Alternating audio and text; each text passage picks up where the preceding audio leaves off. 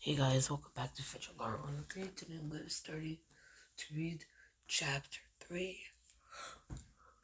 Let's get started.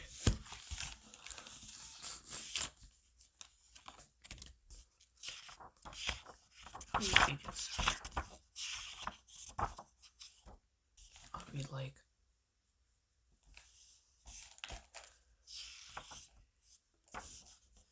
can't read up to 3. There was no doubt about it. Alexandra Finch Hancock was imposing from any angle. Her behind was no less uncompromising than her front. Jean Louise had often wondered, but never asked, where she got her corsets. They drew up her bosom to giddy heights, pinched in her waist, flared out her rear, and managed to suggest that Alexandra's had once been an hourglass figure. Of all her relatives, her father's sister came closest to setting Jean Louise's teeth permanently on edge. Alexandra had never been actively unkind to her. She had never been unkind to any living creature, except to the rabbits that ate her azaleas, which she poisoned. But she had made Jean Louise's life hell on wheels in her day, in her own time and in her own way. Now that Jean Louise was grown, they had never been able to sustain 15 minutes conversation with one another without advancing irreconcilable points of view, invigorating in friendships but in close blood relations, producing an only uneasy cordiality. There were so many things about her and Jean Louise secretly delighted in when half a continent separated them.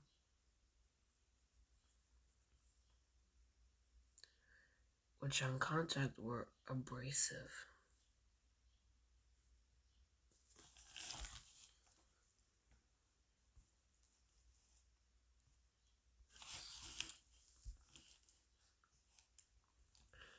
And were cancelled out when Jean Louise undertook examine her aunt's motives.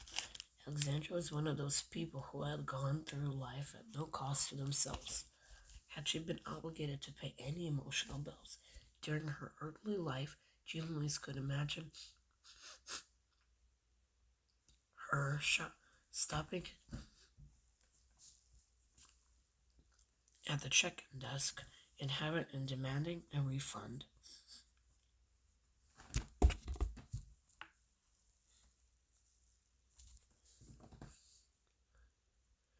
Alexandra had been married for 33 years. If it had made any impression on her one way or another, she never showed it. She had spawned one son, Francis, who in Jean Louise's opinion looked and behaved like a horse, and who long ago left makeup for the glories of selling insurance in Birmingham.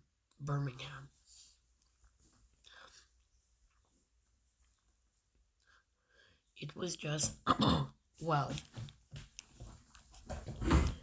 Alexandra had been and was still technically married to a large placid man named James Hancock, who ran a cotton warehouse with a great exactitude for 6 days a week and fished on the 7th. On Sunday 15 years ago, he sent word to his wife by way of a Negro boy from his fishing camp on the Tennessee River that he was staying down there and not coming back. After Alexandra made sure no other female was involved, she could not have cared less. Francis chose to make it his cross to bear in life. He never understood why his uncle Atticus remained on excellent but remote terms with his father. Francis thought Atticus should do something, or why his mother was not prostate from his father's eccentric, therefore unforgivable behavior. Uncle Jimmy got wind, wine, got wind of Francis' attitude and sent up another message from the woods that he was ready and willing to meet him if Francis wanted to come shoot him. But Francis never did, and eventually a third communication reached Francis to wit, "If you won't come down here like a man, hush."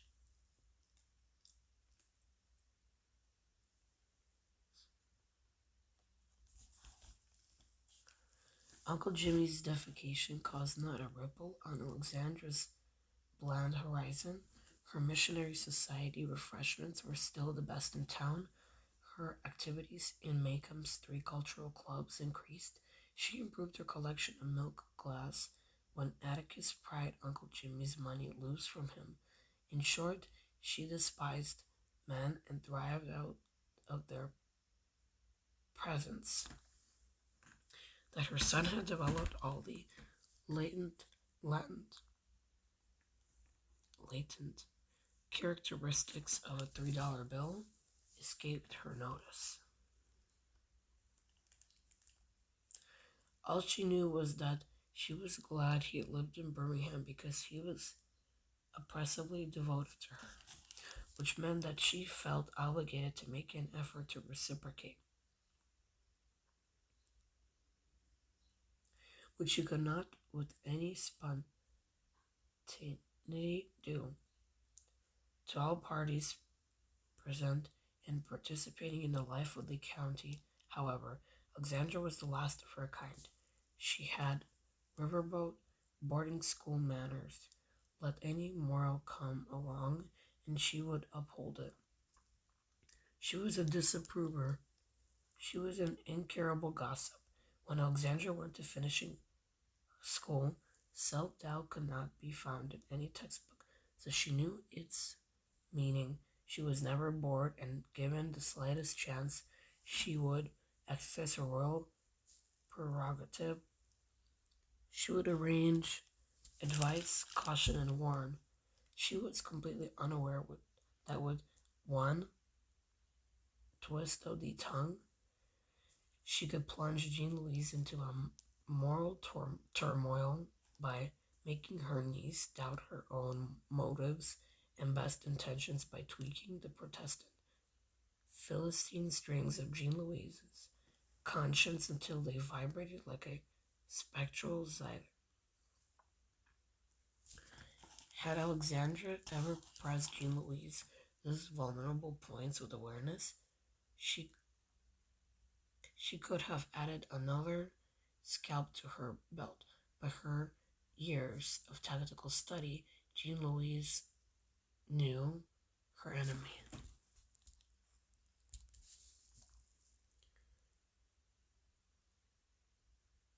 Although she could rout her, Jean Louise had not yet learned how to repair the enemy's damage.